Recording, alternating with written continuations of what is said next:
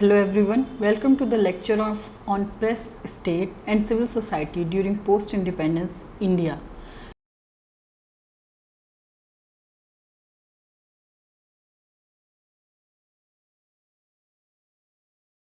This lecture is a part of your paper on news and society. In this module, you will be learning about press, state and civil society and how they work and developed. In the making of liberal, modern and enlightened democracies, press plays a very significant role. It has been seen that generally more democratic countries have a relatively free press. In fact, free press and functioning democracy work to promote each other. It is necessary that people at large receive accurate and right information with objective analysis of this situation. It is mainly through newspapers, periodicals, radio, television, along with the recently evolved social media platforms that citizens get informed about their region, country and the world at large. Press is invariably regarded as the fourth state, as it not only reflects public opinion but also helps guide it. While guiding public opinion, it helps in evolving a correct and nuanced assessment of the affairs of the state. And after such opinion has been crystallized, it brings that opinion to the attention of the government with a view to influencing its decisions and action in a direction that ultimately benefits people and the country. For citizens to be alive to the needs and requirements of their country, the press should not only be independent but also relatively impartial, responsible and accountable as compared to all other agencies influencing our society. The press is without doubt the most powerful in spite of all its shortcomings, and in spite of the fact that a theory about the role of press in a constitutional democracy has not been developed legally. The press, as Rajiv Dhawan argues, remains amongst the few major political arenas through which dissent gets impressed. Press has an important mediating role between state and civil society. It is through a study of this process of mediation that we get to know how press impacts our life in multiple ways. There are several questions to be asked while understanding this process of mediation. Whether press is covering the right kind of news with a socially and ethically permissible perspective, whether it is able to synthesize a fine balance between the aspirations and the will of the people on one hand and the aims and objective of the government on the other, whether the government and its agencies are allowing reasonable freedom to the press to work fearlessly, how different parameters of capitalism like advertising, revenue and ownership patterns influences the quality of news reports, how important are factors like technological innovation and rising literacy level in depending the penetration of news in civil society, and whether the press is functioning as an important instrument of social change or it is being reduced to just another marketable product. Speaking on the occasion of National Press Day in 2006, former President APJ Abdul Kalam made a very appropriate remark about its role. He says, "It is very important for the media to be partner in a national mission. They should highlight the positive aspects and provide solution to difficult aspects through nationwide consultants, press and the post-independence context. When India gained independence after a long drawn freedom movement, the role and responsibility of the press also changed. Whereas previously its aim had been to unite the country against a colonial power, it was now expected to provide a sound bias for the emergence of a new India, sound basis for the emergence of a new India. When freedom of press and free speech were guaranteed by our new constitution, it was recognition of the importance which a free press would play in this process. Newspapers had been primarily preoccupied with political news during the preceding 100 years of national movement, owing mainly to the requirement of uniting the countrymen and raising important political questions. The Indian freedom struggle was a unique experiment in so many ways. Gandhian leadership provided it with a hitherto unseen quality by making non-violence, ahimsa, and truth, satya, as indispensable doctrine of an anti-imperialist struggle. He sought real substance of freedom rather than limiting the goal to political control alone. For him, freedom gained by ignoring the internal division in the society would not last long. Another important characteristic of the freedom movement was that along with Gandhi, many other leaders were prolific writers and even controlled and edited many newspapers and journals. They saw the press as a significant medium to mobilize public opinion and enter into discussion involving inalienable rights of Indians. While in South Africa, Gandhi edited Indian opinion, and back to India, he founded journals like Young India and Harijan. Lajpat Rai edited Punjabi, while Tilak founded Kesari, and Maratha Malviya founded papers like Leader and Abhyuday. There are several other examples. In fact, rarely do we find a prominent leader who was not airing his views through essays and columns. Indian language newspaper had also proliferated in the process and had a vast reach. As the country started its long march in the making of a new and vibrant nation after independence, the need of a responsible press and setting of a new parameters for its operation across in the right earnest.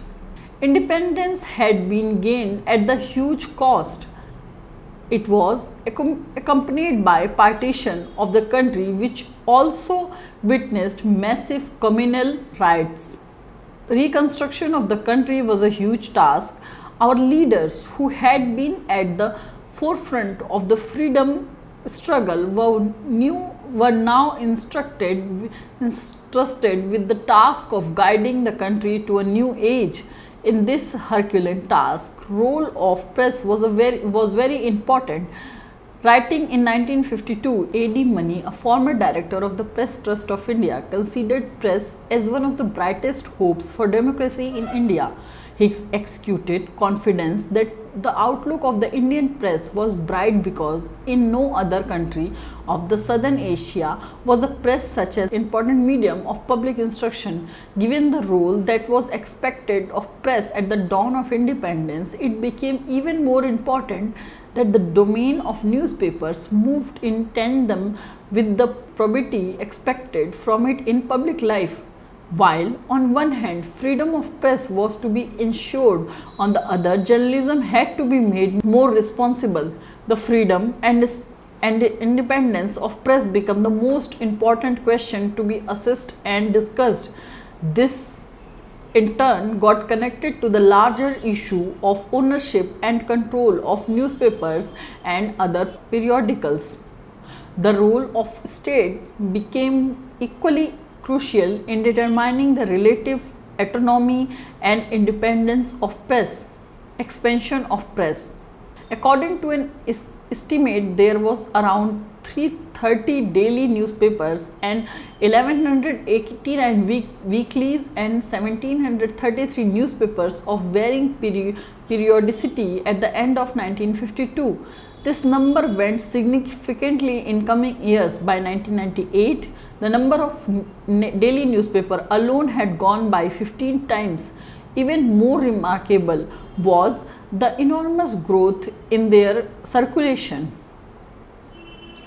In 20 years after 1976, while total daily circulation of all Indian newspapers increased by 4 times in terms of number, this increase was as much 5 times.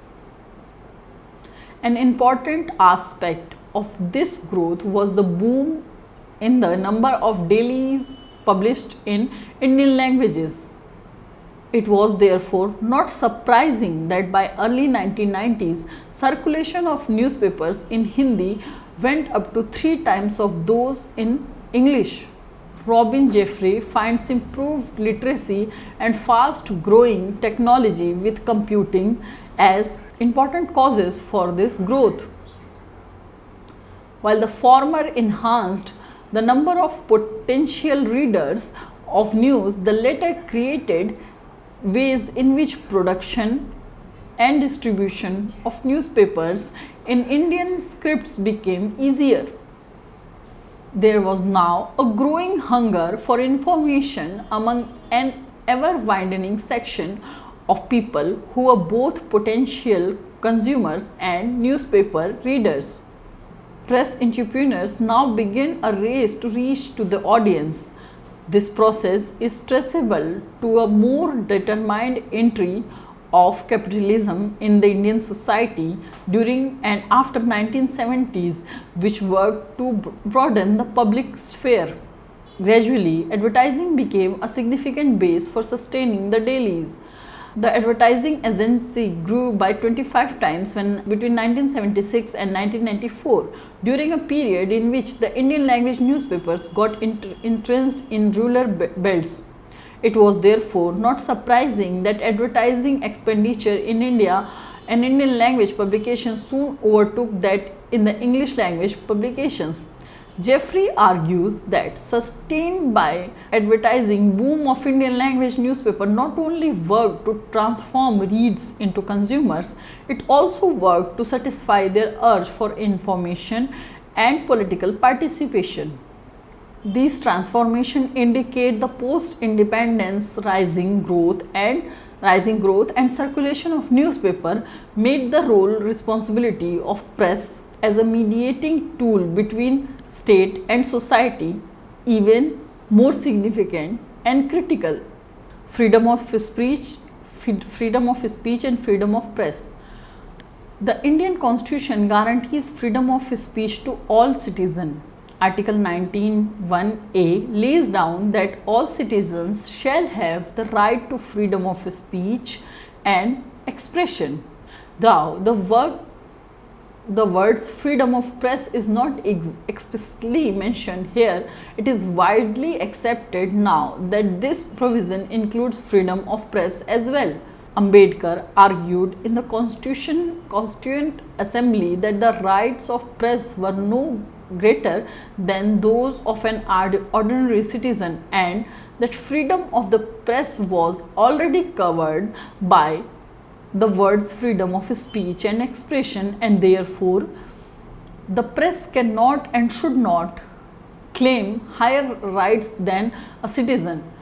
Rajagopalachari explained it further: to specify or limit the press in our constitution would be to minimize its importance or circumscribe its freedom. However, in the decades to come and through various pronouncements of a Supreme Court, it has been widely recognized that the freedom of press cannot be curated by making a simple innovation of threat to public order or to security of the country, etc. But every freedom must come with a certain amount of responsibility. The Indian state took upon itself to impose reasonable restriction upon this freedom of speech if it perceives that the security, sovereignty and integrity of the nation or public order are at stake. It is indeed a test of the government of the day to define what constitutes responsible and what is perceives to be a threat. Press Commission and Press Council. Jawaharlal Nehru himself had been a prolific writer in newspapers and understood the importance of free press in making of a resurgent nation. He welcomed criticism because it was through this way that the functioning of the government could be improved. For him, freedom of press was an essential attribute of a democratic process. He would prefer a completely free press with all dangers involved in the misuse of that freedom to suppress and regulate press. In 1951, the Nehru's government brought about the legislation called Press Objectionable Matters Act in order to control certain situations getting out of control. He did not pursue it vigorously, and the act was allowed in lapse in 1956. In 1952, Nehru's government constituted a press commission to ensure high standards of journalism and to examine issues related to working journalists. During the Indochina War, Nehru imposed minimum restriction on news and only those related to defense matters were be taken care of. The first press commission, appointed in 1952, submitted its recommendation in 1954. While coming down heavily on the many instances of yellow journalism like personal attacks, reflecting biases and against groups and communities, showing indecency in reporting, etc. The commission also executed confidence that well-established newspapers had on the whole maintained a high standard of journalism. For the commission, a part of the solution lay in instituting a body of people who are connected with news industry and which could then arbitrate on doubtful points and censor anyone breaching boundaries of professional conduct and journalistic ethics, and thus was born the Press Council of India. While the commission expected the council to safeguard the freedom of the press, the latter should also ensure the press maintains high standard of public taste and fosters due sense of both rights and responsibilities of citizenship and encouraged the growth of sense of responsibility and public service among all those who engaged in the profession of journalism. The Press Council Act came into effect in 1965 and the Press Council of India was founded in 1966 as an autonomous statutory and quasi-judicial body with Justice J.R. Madholkar, Supreme Court Judge, as its first chairman. The council was supposed to be a mechanism to self-regulate and to act as a watchdog of public interest by maintaining journalistic ethics and high standard of professional conduct. It was also expected to help newspapers maintain their independence and build up a code of conduct for them as well as journalists to consens with high professional standards. The Press Council started functioning on 16th November 1966, the day being celebrated later on as the National Press Day, symbolic of a free and responsible press in India. The idea of freedom of press took a beating during certain spells after Indira Gandhi came to power. In 1971, Mrs. Gandhi, then in charge of Information and Broadcasting Ministry, declared in Parliament that freedom of press did not mean going against country's national policy. In December 1971, when war was declared against Pakistan, the Defence and Internal Security of India Act was enforced, giving huge powers to state vis-a-vis newspapers, prohibiting publication detrimental to Indian defence and security. State and local government were empowered to impose censorship. The darkest period of press in independence India came during the emergency of 1975 to 77. Since all voices of opposition were curtailed and ruthlessly suppressed, freedom of speech became the highest victim. Immediately after a state of internal emergency was declared under Article 356 of the Constitution on 26 June 1975, government issued guidelines for the press unveiling stringent pre-censorship measures. The Central Censorship Order directed that no order or news related to action taken by the government could be published without scrutiny of an authorized official. All opposition to government was to be stillified. In February 1976, Prevention of Publication of Objectionable Matters Act was put in force, empowering government to prohibit publication detrimental to sovereignty and integrity of India, public order, etc. Concurrently, there was a move to develop a committee press which reached its peak during this period. This captive press was used to highlight and project the development projects of the government. Suppression of civil liberties and strict censorship of press meant that not only people started losing trust in authenticity of what was being published, the government also failed to hear the true voice of people. Government also failed to hear the true voices of people. Thus, a concurrent censorship of the press had created a clear rift between state and its people, leading to a huge loss in Indira Gandhi's popularity.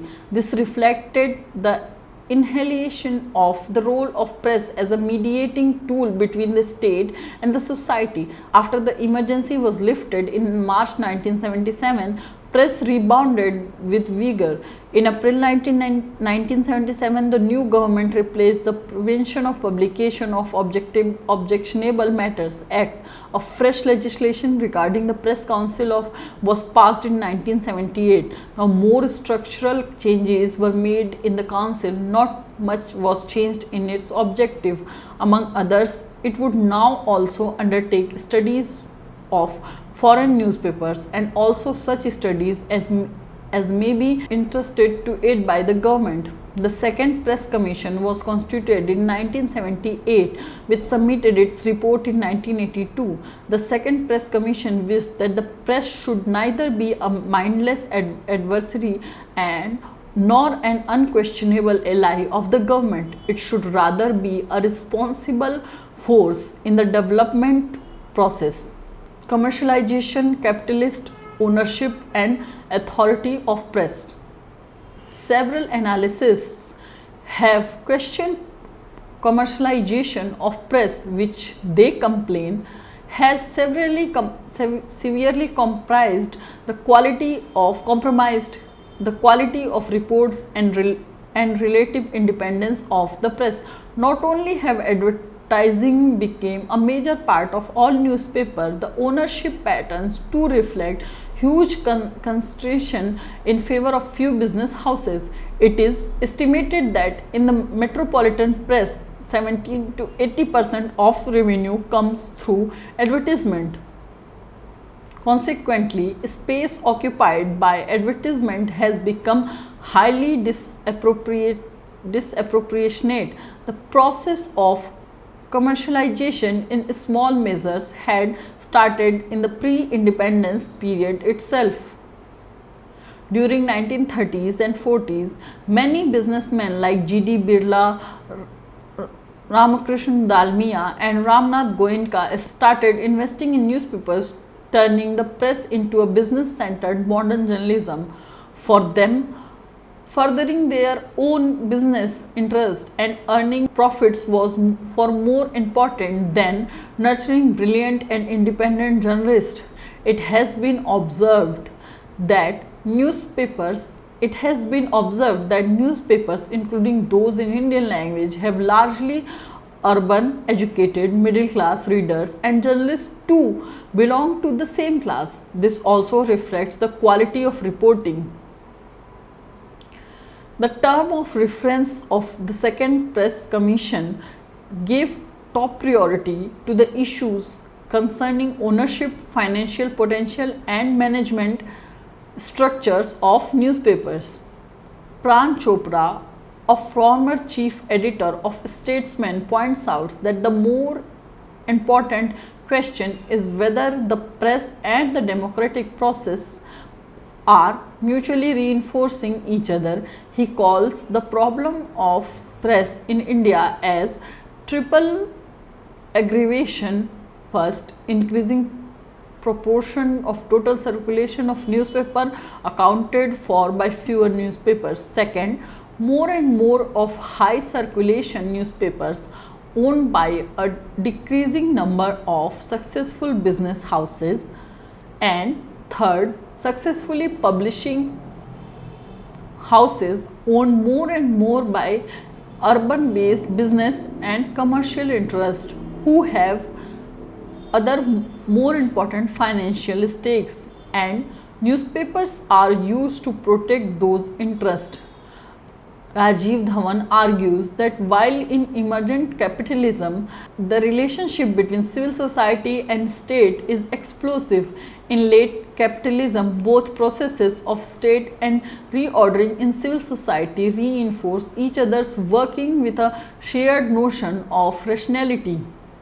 Therefore, the press acts as both as a hired intermediary as well as an independent variable in the process. It is as fashionable in governmental circles to stress business control over the press as it is for the press of demonstrate its relative autonomy. The question of monopolization of press has been raised again and again. This has been shown to be adversely affecting the independence and quality of reporting. This is also supposed to be acting against the interest of smaller newspapers or those with smaller capital. It is not easy for a small time entrepreneur to venture into the task of starting a newspaper. Market forces could be ruthless at times. During 1960s, the government showed the inclination to help small newspapers against the big ones. However, as Rajiv Dhawan argues, the government was more interested in controlling bigger newspapers through enforcement of labor laws and control of price allocation of newsprints, etc. The figures of Second Press Commission 1982 showed that 8 firms owned around 40% of circulation of dailies, with the largest conglomerate owning 10%.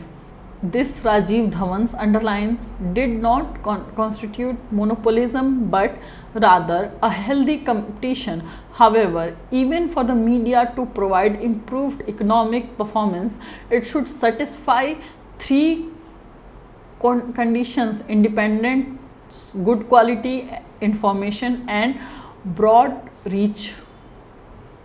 Conclusion: as has already been deliberated, the need of every society is to crave out a balance between freedom of press and its responsibility.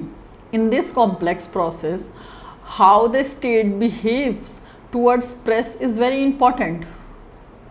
Very few governments would like to hear criticism about their functioning, and still fewer would be open to the idea of unfair criticism. A constructive criticism nonetheless receives people's support too. Then again, the editorial policies of different newspapers are not uniform. While some may go out of their way to support governments policies, others may choose to be combative all the time. The problem emerges from the fact that press performs a public function. Its working is rooted in the private market economy.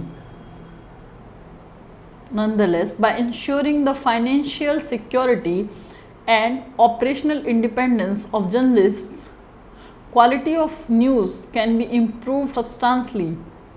In a case involving the Indian Express group of newspapers, the Supreme Court 1986 very rightly contextualized the role of press in a democracy by stating, in today's free world, freedom of press is the heart of social and political intercourse. The purpose of the press is to advance the public interest by publishing facts and opinions, without which a democracy electoral cannot make responsible judgments. For more details, please read the module carefully and attempt the questions given at the end of each module. Thank you.